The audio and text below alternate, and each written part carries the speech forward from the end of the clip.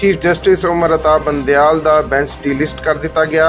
Chief justice Pakistan दे bench विच justice Jamal Mandokhail ते justice अतर मिनल्ला शामिल सी। Bench के सामने समात लई मुकर्रर तमाम मुकदमात भी डीलिस्ट कर दिते गए। रजिस्ट्रार सुप्रीम कोर्ट ने मुकदमात दी लिस्ट होने का नोटिफिकेशन जारी कर दिता। ताहम नोटिफिकेशन विच बेंच डीलिस्ट करने की वजूहत नहीं दसिया गई।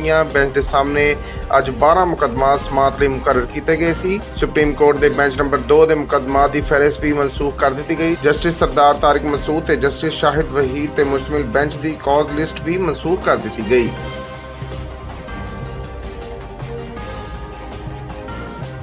इमरान खान का सियासी जमातां नूं एस्टैबलिशमेंट नूं नाल रला कर इलैक्शन लड़न का चैलेंज। लाहौर जमान पार्क विच PTI के योम तासीस की तकरीर विच वीडियो लिंक के जरिए खिताब करते हुए इमरान खान ने सियासी जमातां नूं इलैक्शन लड़न का चैलेंज करदे होए कहा कि मैनू सिलेक्टिड कहने वाले मैदान च आन, एस्टैबलिशमेंट भी इन्हां दे नाल खड़ी हो जाए, फिर भी इन्हां नूं इलैक्शन का चैलेंज है। सब कुछ हुकूमत दे नाल है ते फिर इलैक्शन तो भज क्यों रहे ने। चेयरमैन PTI ने दावा किया कि ज़िमनी इंतखाबात विच अपने नाल अंपायर नूं मिलाकर हार गए। पाकिस्तान तहरीक इंसाफ के चेयरमैन इमरान खान ने कहा कि पाकिस्तान विच जदों तक इंसाफ ते कानून ते अमलदारी नहीं होएगी, मुल्क तरक्की नहीं कर सकता।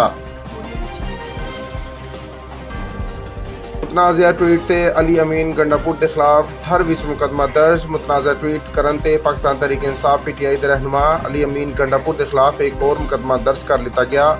FIR के मुताबिक अली अमीन गंडापुर ने बजरिया ट्वीट अदम इस्तेहकाम पैदा करने की कोशिश की। अली अमीन गंडापुर ने ट्वीट विच मईशत को नुकसान पहुँचाने की कोशिश की। अली अमीन गंडापुर के खिलाफ मुकामी शहरी प्रदीप कुमार की मदयत विच 4 दिन कबल मुकदमा दर्ज किया गया।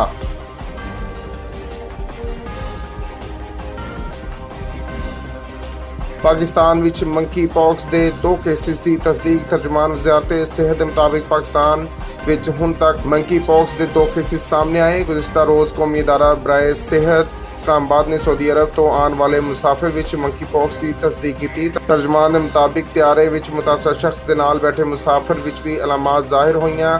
टेस्ट करवाने ते कौमी इदारा सेहत ने दूसरे मुसाफिर विच भी मंकी पॉक्स की तस्दीक कर दी। दोनों मरीज रावलपिंडी इस्लामाबाद के रिहायशी ने। वजारत सेहत का कहना है कि पहला मरीज पिम्स अस्पताल के आइसोलेशन वार्ड विच दाखिल है, जबकि दूसरा मरीज घर विच ही आइसोलेट है। मंकी पॉक्स के केसेस सामने आने तो बाद मुल्क के एयरपोर्ट्स ते हैल्थ रेगुलेशंस की सिफारिशात ते अमल दरामद जारी है। तर्जुमान पिम्स का कहना है कि मंकी पॉक्स का मरीज पिम्स अस्पताल विच दाखिल है, जिसका इलाज जारी है तो इसकी हालत ताहाल बेहतर है।